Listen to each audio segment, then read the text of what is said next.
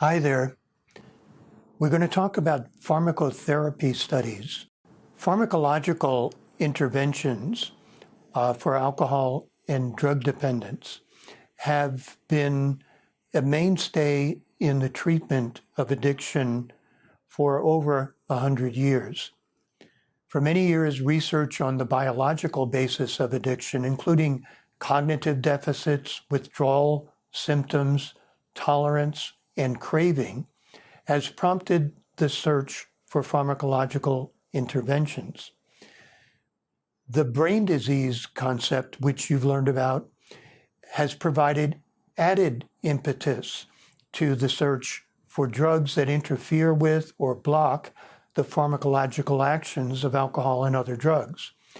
And the most well-known examples of these are disulfiram or Antabuse, which we'll talk about, and methadone.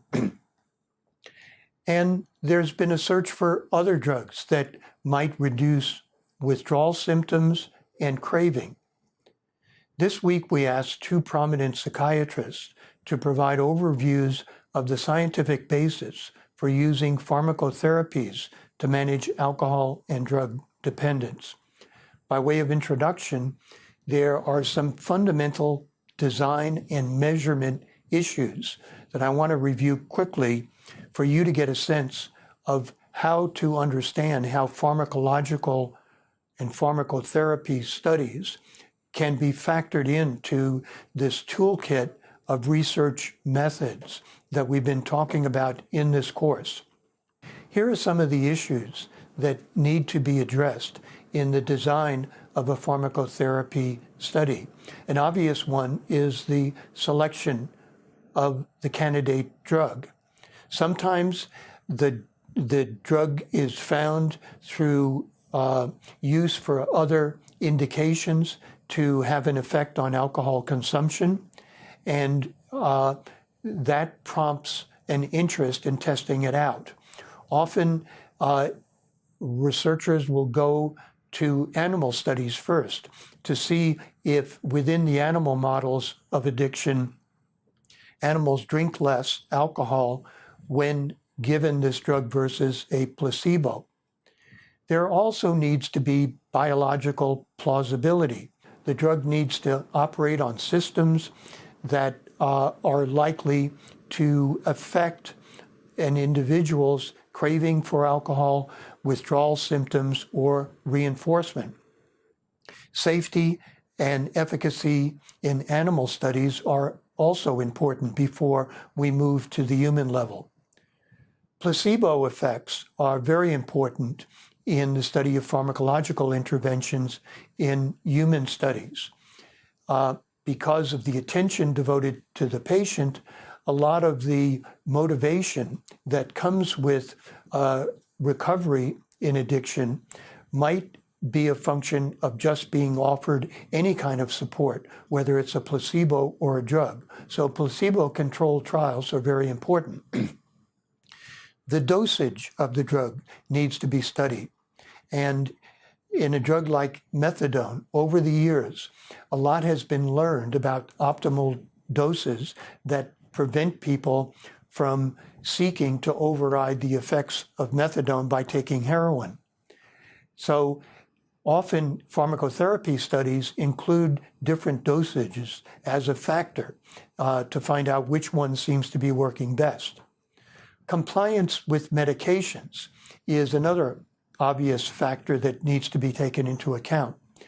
If patients are taking a drug over a 3 or 6 month period, some patients would take it every day, some patients may forget, other patients may find the side effects are not tolerable. So compliance with medication, if it varies significantly, has to be taken into account in the evaluation of treatment outcomes.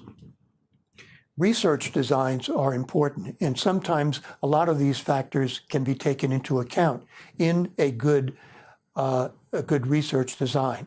A factorial design can take into account several levels of dosage, for example, and compare placebo and drug in a single study.